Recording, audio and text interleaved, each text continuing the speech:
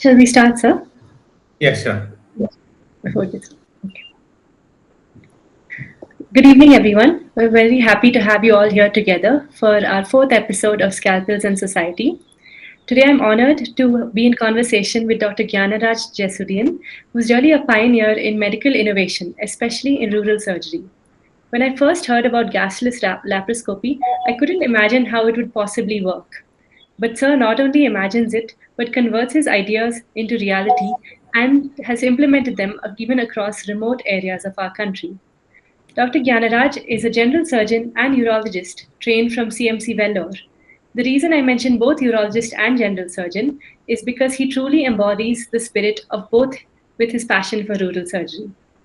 He has been working on devices like the gas insufflation laparoscopic surgeries to take modern surgery to the poor and marginalized in rural and remote areas.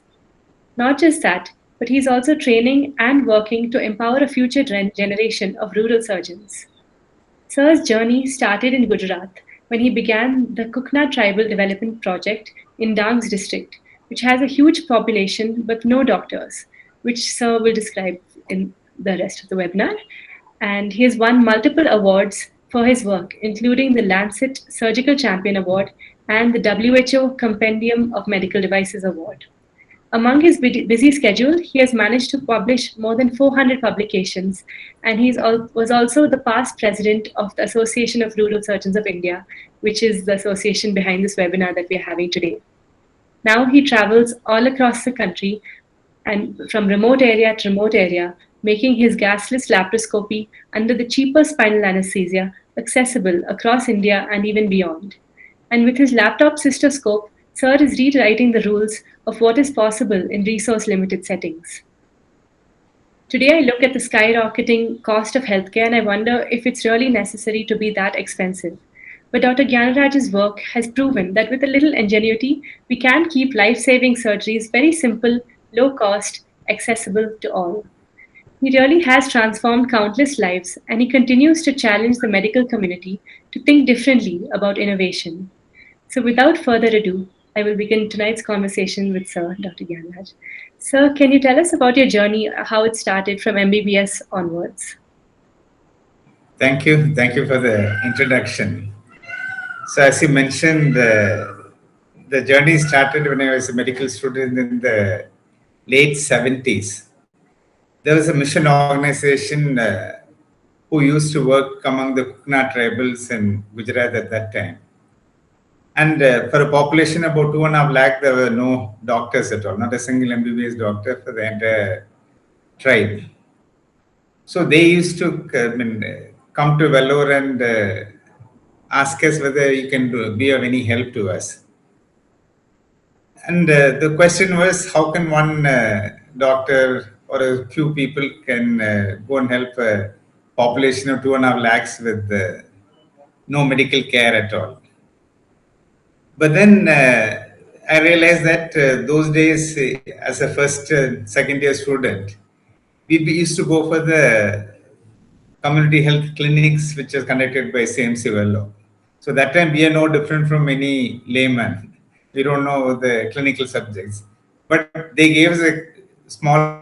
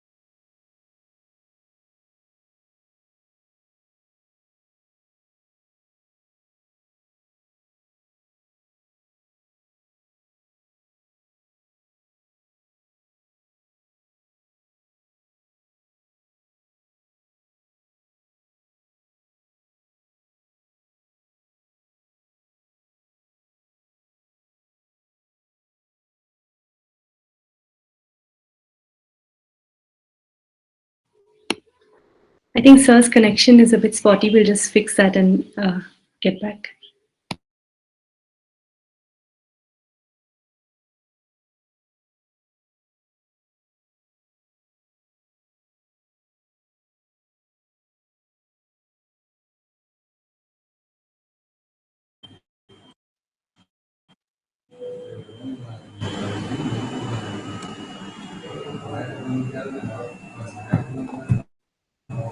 You're back, sir. We can see.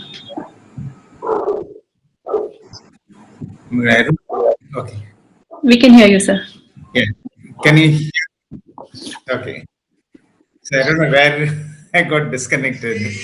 We were talking about how few doctors would be able to work in an area where there aren't any. Just, yeah. So then we trained these engineer and the pharmacists to run these clinics. And at the end of the year, we analyzed and found that 82% of the patients were quite happy with the treatment they received. Then we went to the mission organization, told them we'll train these missionaries who are working in the tribe.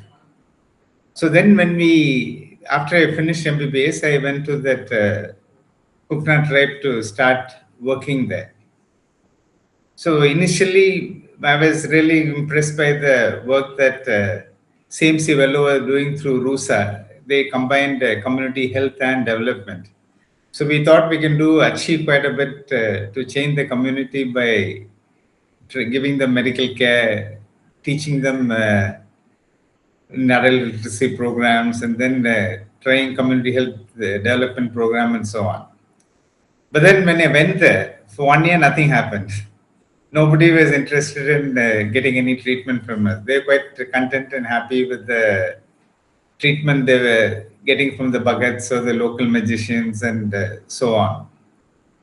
But then everything changed once there was a patient who had a duodenal ulcer perforation. So we took him to the nearby mission hospital. He had to drive about 150 kilometers. And then I operated on the patient, and then he survived. So then the whole attitude of the patients in the rural area changed. So then they started listening to us, because earlier patients were dying of simple things like cholera and diarrhea. When we did the survey, the infant mortality rate was almost 400. More than half the patients, infants survived for a year. But we really couldn't do anything, and until we did this first surgical procedure.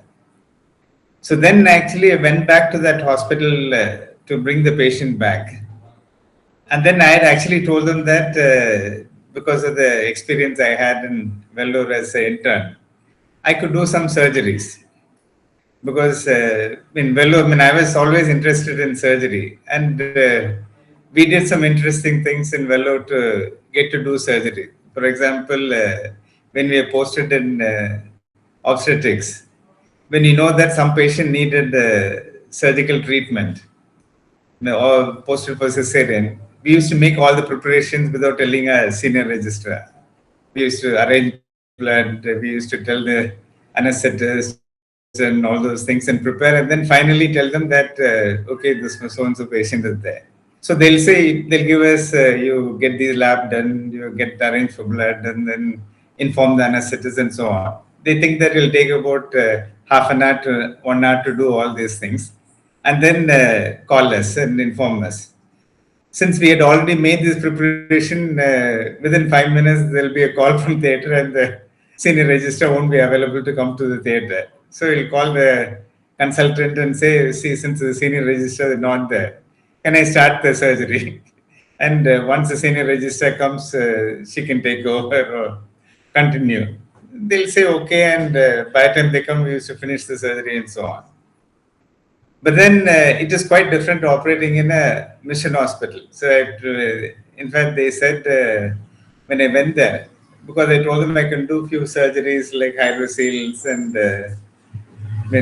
simple ones, they had actually posted a hysterectomy for me when I went back. Then, actually, with great difficulty, we managed to do the surgery, reading up, and so on. And then I realized that when we are working in rural areas, it's important to learn surgery to be of big use to the community. And the patients there also will not, medical patient you can always read up and treat, but surgical patient you actually need training. So I called one of our seniors, Dr. Vinod Shah, who's a pediatric surgeon, to come and teach me surgery at that time because I shifted from the mission to work in the mission hospital there. So that time the agreement was that we'll see outpatients during the day. And then when he posts for surgeries, he'll say, you read about all these patients and I'll ask you 10 questions. If you get more than 7 correct, you can do the surgery. If you get less than that, he will do the surgery. That was the agreement we made. So I used to sit up and read about all the patients in the night while he used to see the outpatients and post. And when we were there during the month, we did almost 83 surgeries. And I managed to do 79 of them because I got more than 7 correct on the 83 patients that he was operating. So I learned all the basics of the surgery really well. And it's good to learn from a pediatric surgeon because they are very careful about hemostasis and gentle handling of tissues and getting into the correct plane for dissecting during the surgeries. True. So this helped quite a lot when I went back for training to CMC Vellore. So then, because I said we realized that it's good to do the surgeries for in mission hospitals or rural hospitals. And because I was always interested in going back to the mission hospital or rural hospital, when I was doing the training in CMC Vellore, it was very interesting because they went out of the way to teach me surgery because they knew that I was going back to the rural areas. And in fact, in 2 departments, pediatric surgery and urology, they made me second call, which is meant for their own registrars. Like second calls, first calls are the interns. General surgery registrars who go for the peripheral postings. And second calls are the specialty registrars, like a pediatric surgery register, urology register. But they made me the second call in these 2 departments so that they can train me better. Which means that in Vellore, all the general ward patients you can operate. So I did much more than any other common standard registrar would do during the training period because they knew that I was going back to the rural area and wanted to properly train me. So then I came to the actual rural area, the mission hospital that I was working. But there a lot of things work quite differently in a rural area. Because this area, the hospital covered many different tribal groups, not just the Kukna tribes which were nearby. And one tribal group does not like to go to the other tribal group. And also they hate coming over to the urban areas for treatment. They'll rather die in their own place rather than go to the big city and have treatment, even if they have the money. And most of the time they actually don't have the money. So then we started this surgical camp. We used to take all the surgical equipment to these remote tribal areas and do the surgeries in that area. We used to take the generator, operating room, the OR light, everything. And then we realized that in fact, with the small generator we had, if we have the light, you won't have the suction working at the same time because only one of them will work with the power supply which is available.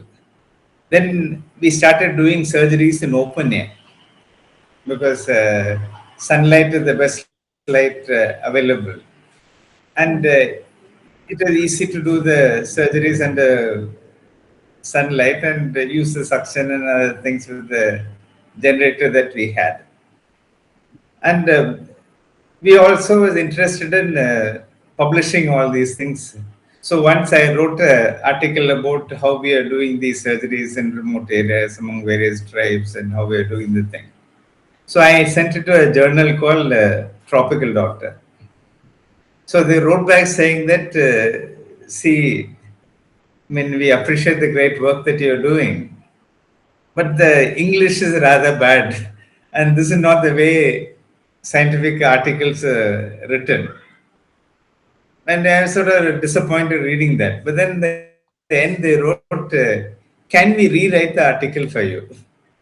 I said, "Excellent," because if we can do it, please go ahead and rewrite the article, and we can publish it. So they rewrote the article in a nice way, in a scientific way, and they published it in Tropical Doctor. This is the first publication. We are thrilled. And it happened that at the end of the year, they even gave the prize for the best article in the journal and £1,000. They sent me because of the article. So then I realized it's important. I mean, actually, it's a good thing to work in tribal and rural areas, so that you don't really lose out on the academics. You can do a wide variety of surgical procedures. And also you can do a lot of interesting things because you're working in a rural area. So then how did you make your decision to pursue urology after your MS general surgery? Then how did you make your decision for urology after general surgery? See, I mean, one other thing actually, that hospital I started working, it was called, it belongs to an organization called Emmanuel Hospital Association, which had about 25 different hospitals in various remote areas all over the country. And I was actually interested in training the doctors who are working in all these areas and training them how to do surgeries. So I used to travel to the various hospitals to teach them. And most of the other surgeries, like other people, like pediatric surgery, because I learned from Dr. Gnanaraj, I was able to do all the pediatric surgeries because he's a pediatric surgeon, he taught me. And then plastic surgery, again, is not a big deal because you can always watch somebody and do it. And another big advantage of studying in CMC Vellore was that anytime you can walk back to the Vellore and go to any of the operation theaters, and if you want to learn anything, you can scrub in and learn, and they'll teach you and you can come back. So all these other specialities I was able to learn. But the problem with urology was that those days there was no camera. So you can't watch what is happening. You have to see through the telescope and do it. And the equipment is very expensive. And I also noticed that whenever they presented during the annual meetings at the Emmanuel Hospital Station, the most of the deaths were actually after open prostate surgeries. And if you include the deaths after 1 month, after they actually discharged from the hospital, it's even 4 to 5 times higher. So it is not really worth doing open prostate surgeries because many patients die because it's very difficult to control the bleeding, especially if you are not in the correct plane. And the few surgeries that people came and did as TURP they did well. But then to learn that, I had to really go back to Vellore and start. I did a PG in urology.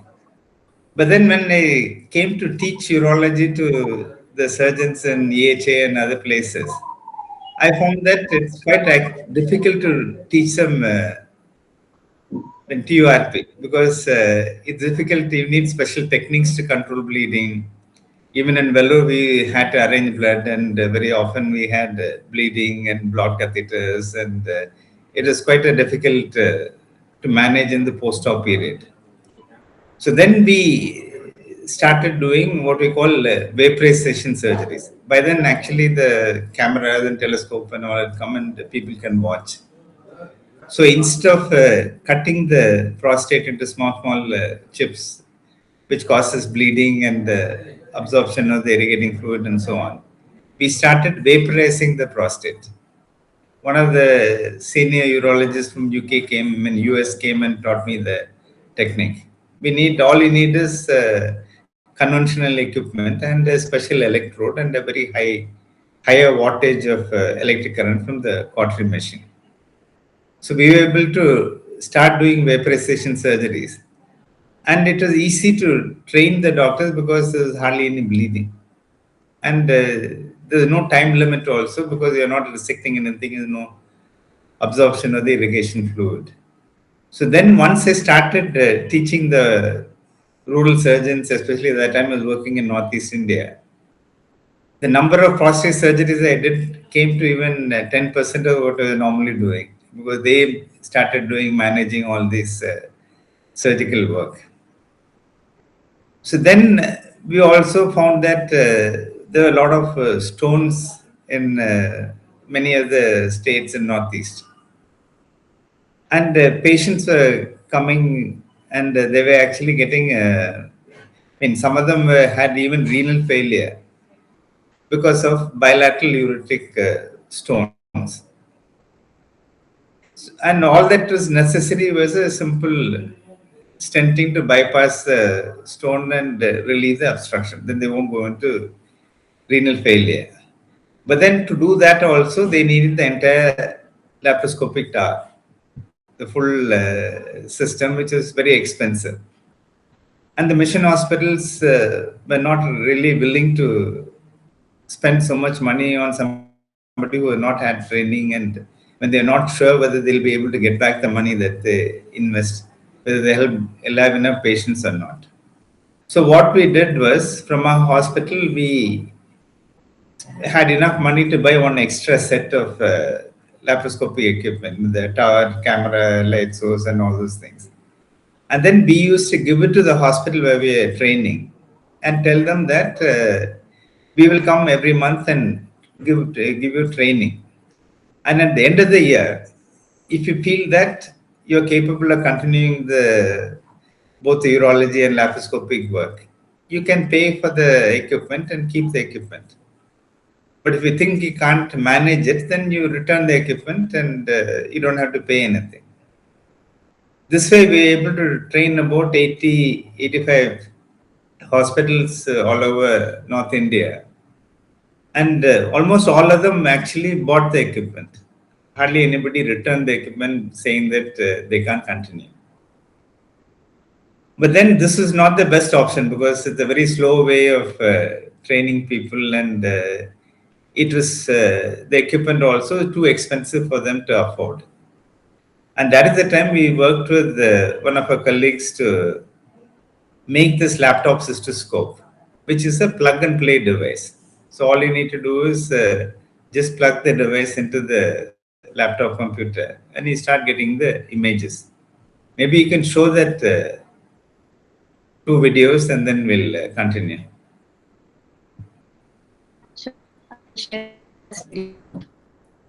Yeah, can you just share those 2 videos and then maybe we can...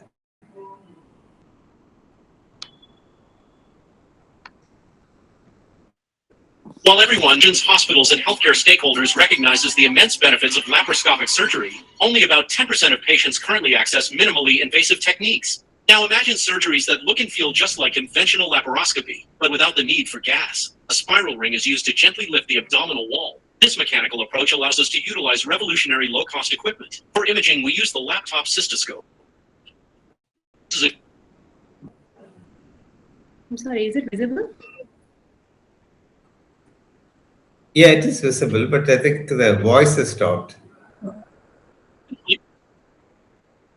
That connects directly to a laptop, a smart TV, or even a smartphone. The advantages of not using gas are profound, and they change the entire logistical landscape. First, safety and cost. With gas, there is no changes and complications. This means the surgery can be performed under a spinal anesthesia. By not using gas to inflate the abdomen, we cut out the gases, thus significantly reducing the carbon footprint. Second, surgical efficiency, especially in emergencies. With gills, we can use large suction devices used in open surgery without fear of losing abdominal space because there is no new. And finally, patient satisfaction. Gills is perfectly suited for single incision surgery. The only scar is through the umbilicus, and once it heals, it is almost invisible. However, technically, it's only as good as the hand that wields it. That's why the centerpiece of this training is the Rural Surgery Innovation Simulator. The RSI simulators are made by a combined team of surgeons, artists, and engineers to look and feel like a real abdomen and real genetics on the inside as well as outside. Crucially, organs like the tubes, ovaries, and uterus are replaceable for continuous realistic practice. And because we use the laptop cystoscope for imaging, the assistant holds it in the same way as in real surgery. This means both the surgeon and the assistant learn the necessary team skills at the exact same time. When the surgeon and assistant have mastered these real-world skills on the simulator, the transfer to operating on a real patient using the Gills equipment is now possible. Single gas laparoscopic surgeries with very little upfront investment. We provide the low-cost equipment, and we provide the realistic training simulator to master the skills. The future of accessible, safe, green, and cost-effective laparoscopy is here. Let's make it a reality together.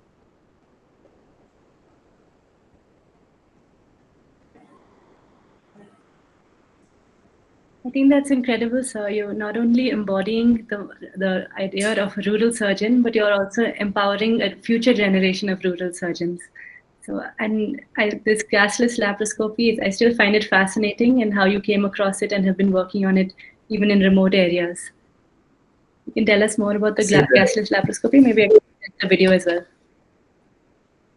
See, when we were training, there was no laparoscopic surgery. We were doing only open surgeries.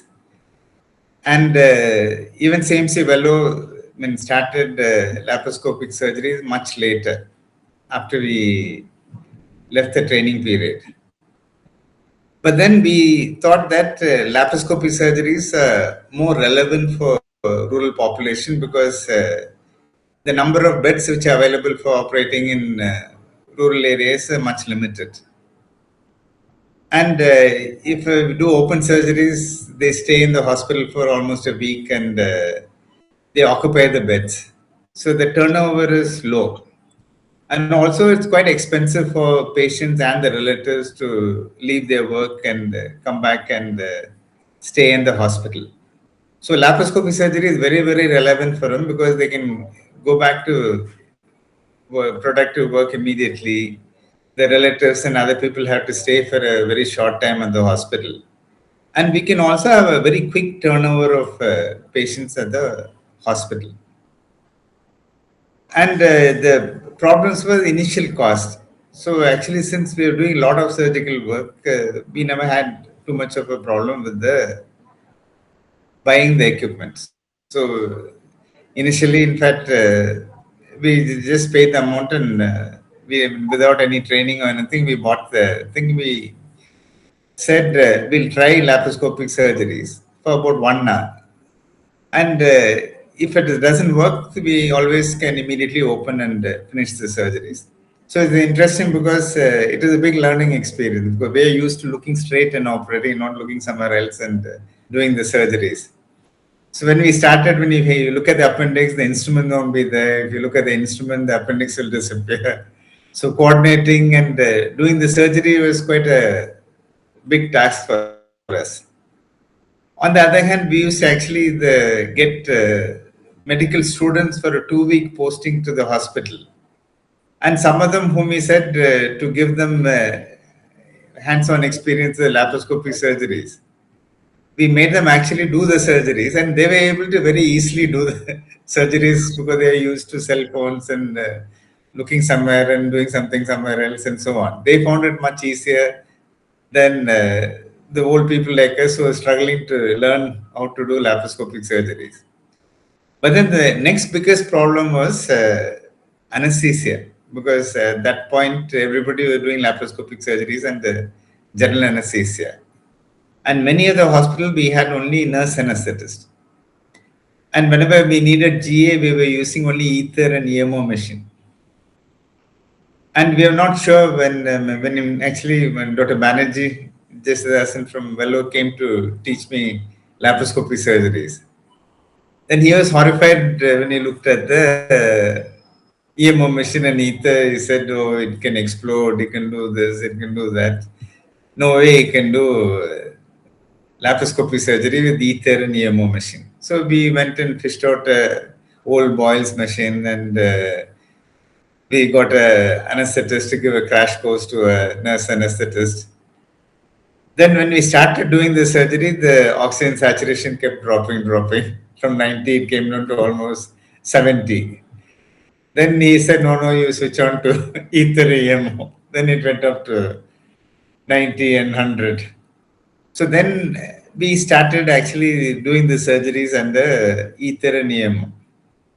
But then what happened was, I don't know whether you realize there is a significant difference in the difficulty of doing cholecystectomy in Northeast and in South. In South India, if you're doing a cholecystectomy, you can see the cystic duct and even see the artery, and you can even see it pulsating. In Northeast, you won't even be able to see the gallbladder when you start. So they themselves are actually struggling to do the surgeries. And when somebody struggles themselves, it will be difficult for them to actually teach somebody else to do the surgeries. So then we said, I couldn't do any of the surgeries when he was there. So later on, we said the same thing. We'll try for half an hour to 1 hour, and if not possible, we'll open and complete the surgery. Then we realized that the first surgery we started was absolutely clean. No additions, we could see everything clearly and did the gallbladder in a jiffy. Then when you open, there was no stone inside. It's a clean gallbladder. Then we were wondering who had done the ultrasound and so on. We found one of the junior doctors who was working with us was the one who did the ultrasound.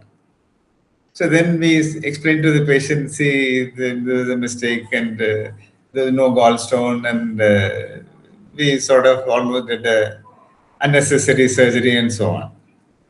But the patient, I don't know how much they understood what we were explaining. But the patient is really very happy. Apparently, the patient had some pain. And they gone to Guwahati, they gone to Calcutta, they gone even to Vellore. And nobody offered them any surgery. And we were the only ones who offered surgery. And after that, pain was gone. So she was the main person who kept bringing more and more surgical patients to us from Tirupura. And we learned how to do the difficult cholecystectomy and so on. But then still we are not comfortable with doing surgeries under ether and EMO. Especially, we had to, there are a lot of patients who needed surgeries for GRD and so on. So we were looking for alternate options. And that is the time we came across many articles on gasless laparoscopy surgery. But then we found that the problem was the exposure was difficult. Whatever equipment they used, they were tenting. The visibility was poor. And most of them were single center surgeries where few people who were competent were doing and publishing. Even though they were doing it primarily because of the physiological advantages which are there, because of gasless. Then we worked with one company called Stand Biomedical Engineering in Coimbatore, and then made the spiral device which lifts the abdominal wall almost like a normal, how a gas would lift the normal abdomen. So this was a big change, because then we were able to, after several trials and error, we were able to get into a device which is almost like the conventional laparoscopic surgery, except that there's no need for a gas. And in fact, if the BMI was less than 27, there's no difference in the pictures. And it is a big advantage, for surgeries like ruptured ectopic. You can use big open suction, which is very difficult. Suction is very difficult with conventional laparoscopic surgery because the collapse of pneumoperitoneum and the view changes and so on. Here, there's absolutely nothing, no problem with that. You can use as much suction as you want, as big a suction as you want, We can also put in gauze pieces and remove the clots like how we do in open surgery. And the time taken for surgeries for ruptured ectopic was half the time which even open surgeries will take. Even recently, last month, there was a surgeon from Netherlands who came and she was really surprised that it was so easy to do with gasless surgery. And then we started, because it was possible under spinal, we did most of the surgeries and early the pelvic surgeries and appendix and so on and this thing. But then we never attempted cholecystectomies and so on. So once before we wanted to showcase, we had conducted a workshop for gasless laparoscopy surgery during the ARSA conference in Midnapur. So we said that conference is in October, but in May we said we'll go to Midnapur and try doing few surgeries, gasless surgeries, and so that we can comfortably do the workshop. So when we went there, we realized that we actually told them very clearly that keep appendicectomies or gynae surgeries and not cholecystectomies. But when we went there, unfortunately, they had only cholecystectomies and they did not have conventional laparoscopic equipment. So we were actually forced to do cholecystectomies there for the first time. And then we realized it is possible to do cholecystectomies also and gasless. And then in many other places, people are willing to give high spinal to patients to do gasless cholecystectomies. Are you able to hear or the internet is gone? Yes, sir. We are able to hear, sir. You can continue. Okay. So then when we started doing cholecystectomies also under spinal, then we were able to do quite a bit of the thing. And then, but then all these anecdotal evidence that we are just doing it in few places. But we can't publish it or we can't make it a proper technique. So that is the time we did a randomized control trial in Maulana at the medical college with the help of the Harvard University team. So they helped us to design a randomized control trial and be able to randomly allocate patients to both the gasless laparoscopy surgeries and conventional, and found that there was no significant difference in any other, other parameters, except that the physiological advantages there with the gasless, because the BP doesn't go up, there's no physiological changes associated with the gas insufflation. And also the time taken was much less because it is quite task to take out the gallbladder after you remove it in the conventional laparoscopy surgery, because we have only a 10 mm port and 1 centimeter incision. Here the umbilical incision is much larger, so it's very easy to take out and hardly takes any time. So the time taken was in fact much less in the gasless laparoscopic group. And rest of the thing, there is no significant difference between both the groups. So when this study was published, then a lot of people were interested in helping us develop the second generation equipment for gasless laparoscopy surgeries. And right now, actually, we are working with the Technical University in TU Delft in Netherlands to work on a camera holder for gasless laparoscopy surgery. So the problem with the laparoscopy surgery is that the field of vision is very narrow, and you need a very intelligent assistant to show you the correct place where to operate. And these are very difficult to find, because if there are doctors, they would actually want to do the surgery rather than show it to you. And the nurses and others, and especially if you go to a new place, they are not used to laparoscopy surgeries in rural area. They've not even seen it earlier. So they don't know how to assist and so on. But if you have a camera holder which you can control by your foot, it is much easier for you to adjust the camera to where you want to look. And also the another advantage is that there is more space for you to operate. Otherwise, especially if we have a hefty assistant, both of you will be fighting for space to stand next to the patient.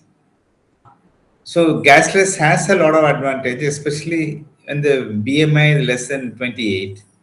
But then with experience up to 35 also, 32 also, we have done laparoscopy surgeries.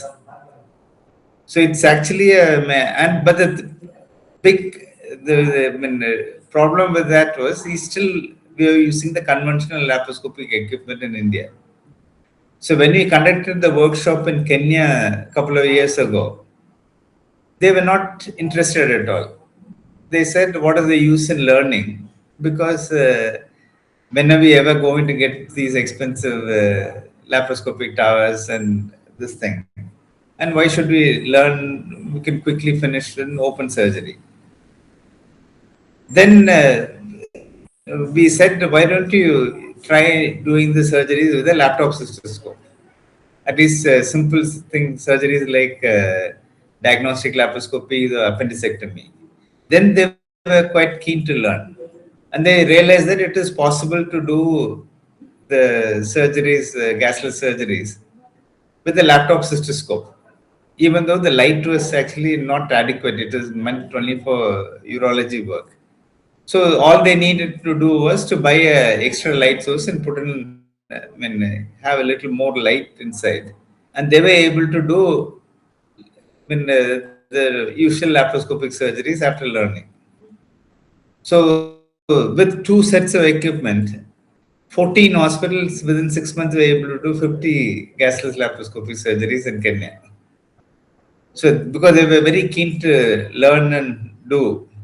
So now, right now, what we are doing is we are working on a telescope, similar to laptop cystoscope, with more LED lights and less heat, so that we can do both laparoscopy surgeries and urology work at the same time.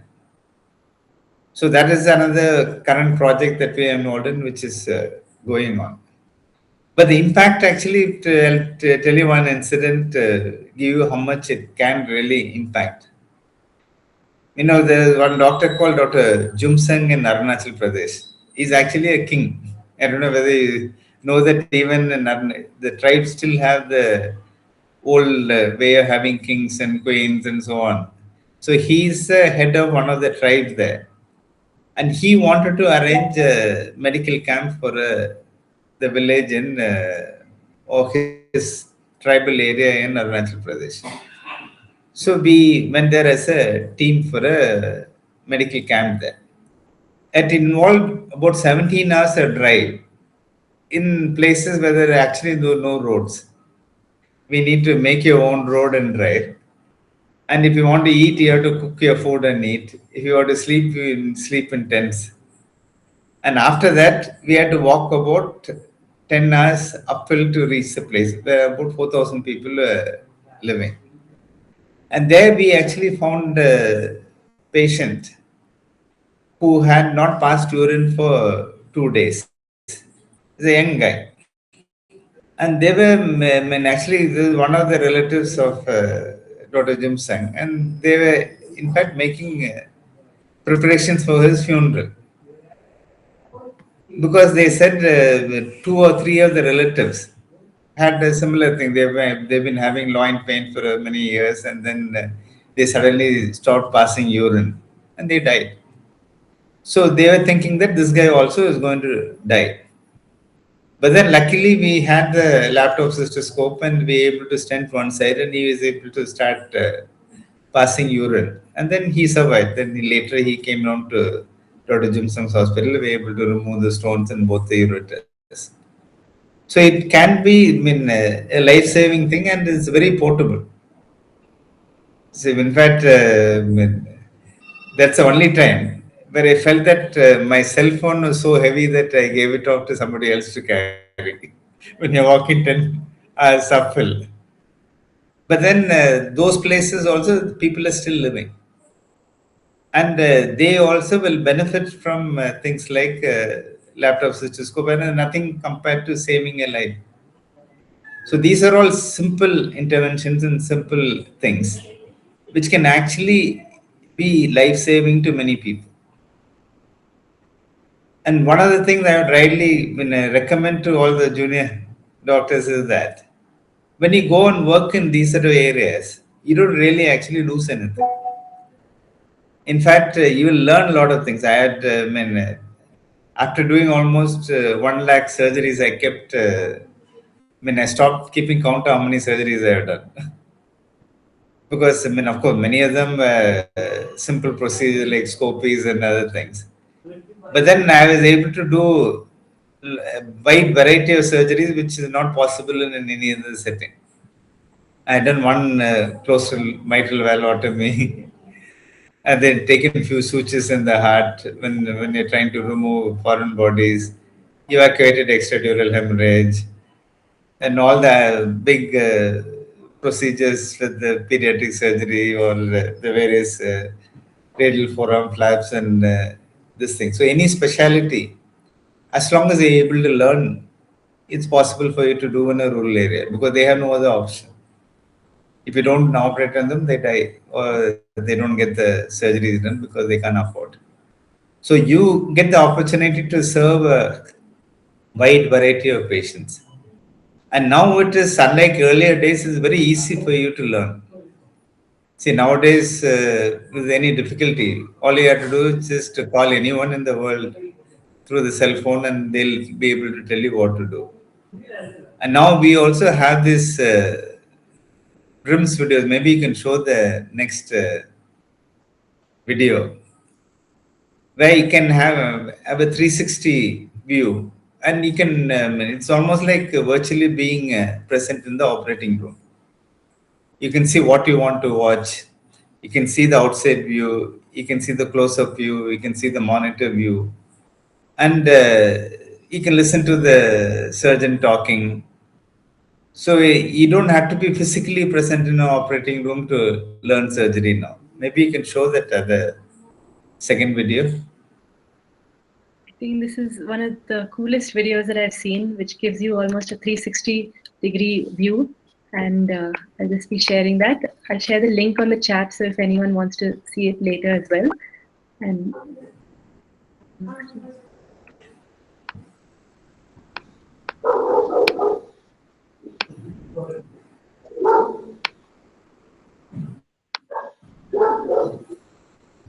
welcome to Virtual Reality in Medicine and Surgery. We're going to show you a procedure called DJ stenting with a laptop cystoscope. Normally, you need all the monitor, camera, light source, and the entire for doing cystoscopy or yes. But the laptop cystoscope, you need just laptops and the laptop cystoscope. After break, as for he's doing a little bit of procedure.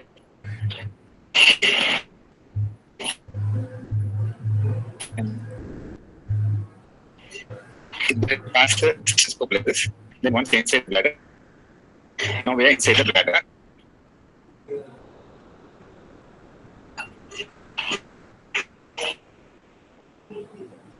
Is the video playing? Because I am not able to see the video here.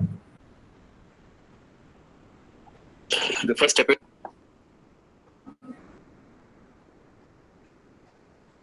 is yes, sir, the video not visible.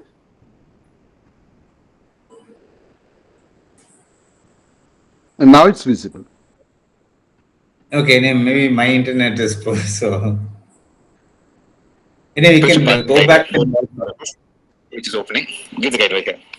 The guide wire 2 ends, a floppy end and a rigid stiff end. It's a floppy end which has to go inside. We pass it through a pusher to make it stiff so that the guide wire can easily go. So they're close to the orifice. And now you can see the guide wire slowly getting into the ureter. Okay. Now it doesn't go anymore, and that's the place when you stop. Hold the scope. Hold the scope. Okay, then you need to take it away by what the method called push and pull. You push the guide wire inside and pull the pusher out. So that the guide wire move or slip. Okay. So once it's taken out, the next step is to pass a degestant. Leave it. Okay, now you can see the orifice nicely. And the guide wire going into the orifice. Now we are passing the stent inside. The guide wire has to be taut or straight. It should not bend like this. And it should do push centimeter by centimeter slowly. Now you can see it going inside the orifice. Okay, now give the pusher.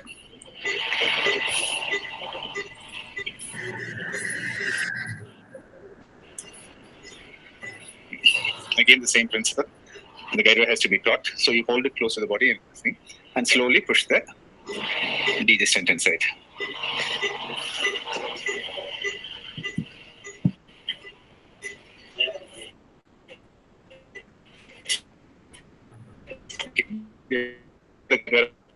I think you can stop that. Degestanting on the right side. Okay, so if you want to look at it, you can go and turn to the right to look at the right wall. Again, turn to the left side to see the left lateral wall. Turn here to see the dome of the bladder to make sure that the funding air bubble. Okay, then we take it out. Okay. So this is a simple device which can be used for degestanting.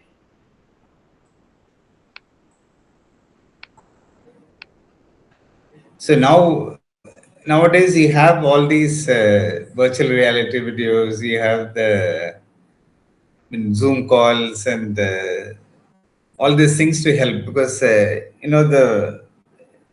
when COVID came, we were not able to travel, and that is the time we just started training the doctor called Dr. Biju in a place called Bongegaon.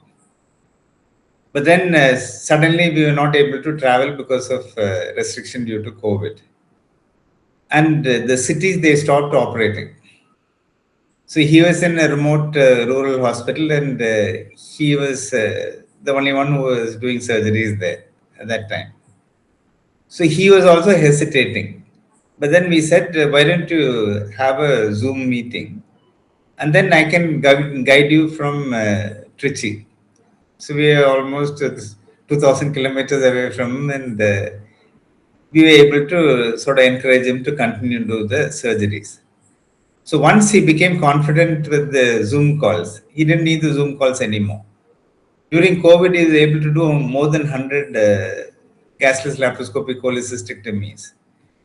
Because the big advantage was that even open surgery, there's a lot of contamination because of the virus.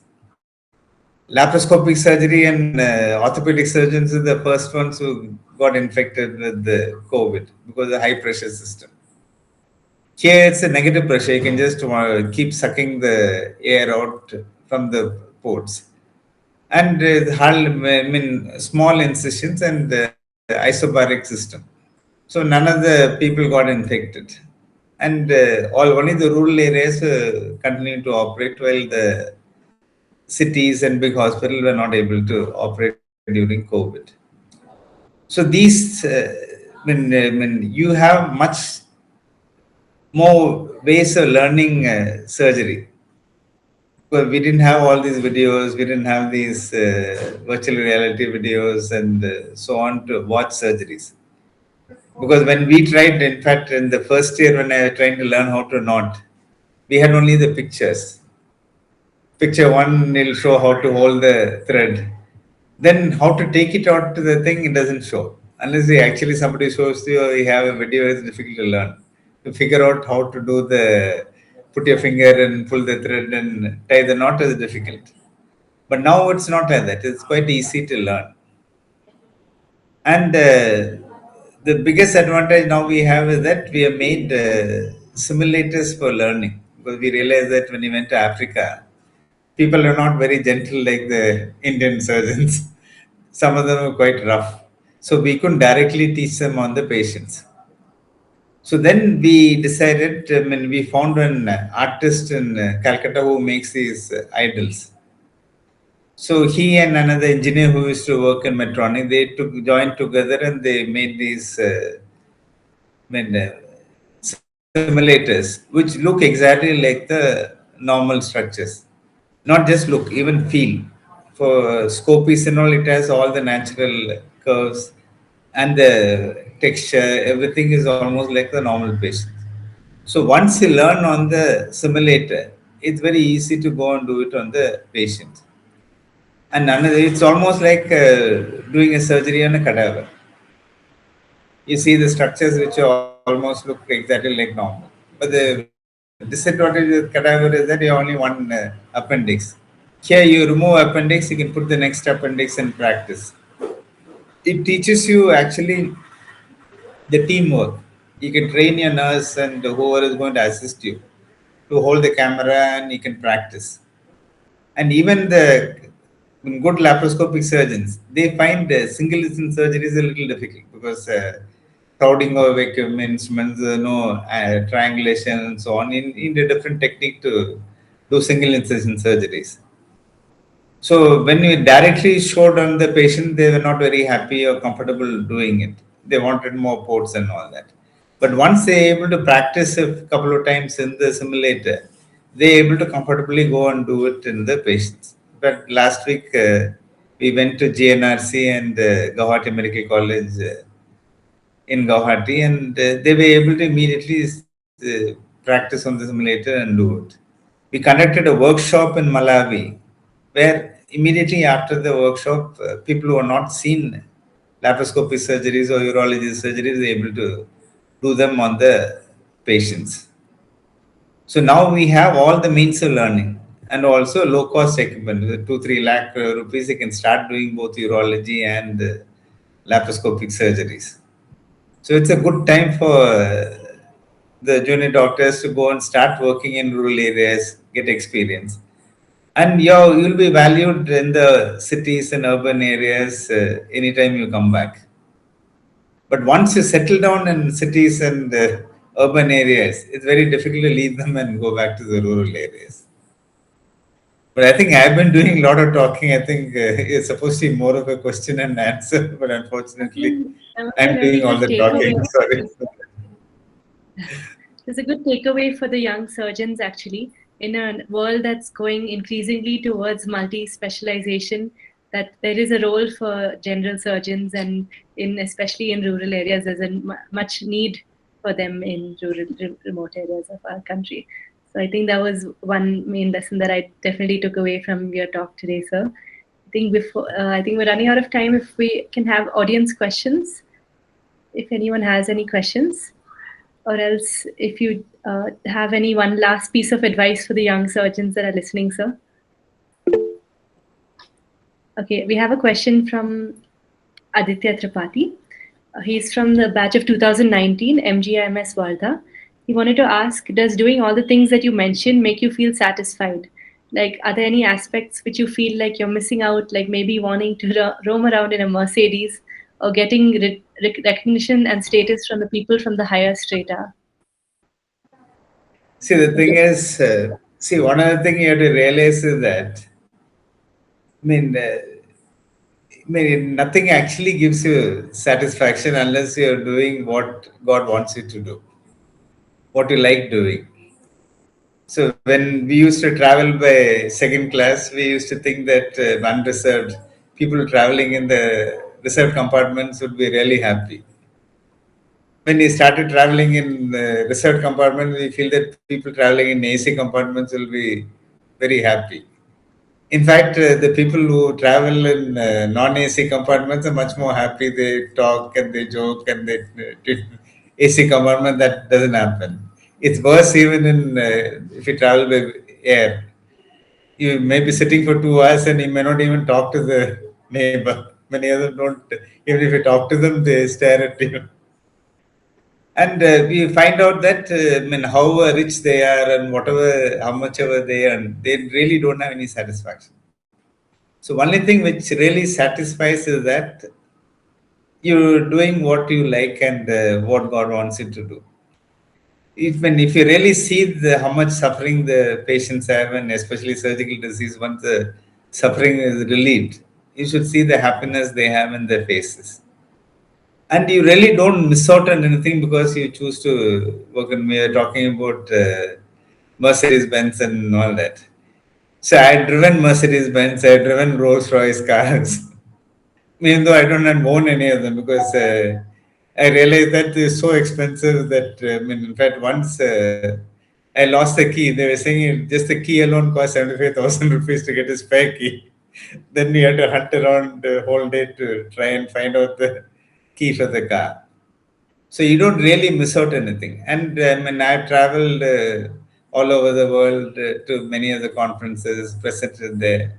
So in fact, they invite you and pay for the even business class airfare to come and speak in their conferences and so on. So you really don't miss anything. And even academic people might think that they may miss. Actually, it's a big advantage because hardly any competition for you if you're publishing from a rural area. Well, if you're publishing in a medical college, unless your quality is good, your paper will be rejected. And as I told you in the beginning, they might even help you to rewrite the thing and give you the prize for it. So you don't really miss anything. But only thing it really you might miss is the children's education. Once you have a family and children have to go to school, that is one other thing which we found difficult in rural areas. We had to send our children to boarding schools.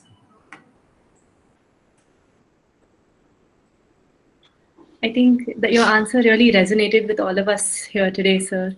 The work satisfaction, working in place of need, is so much higher than materialistic things that we can have. Are there any other questions?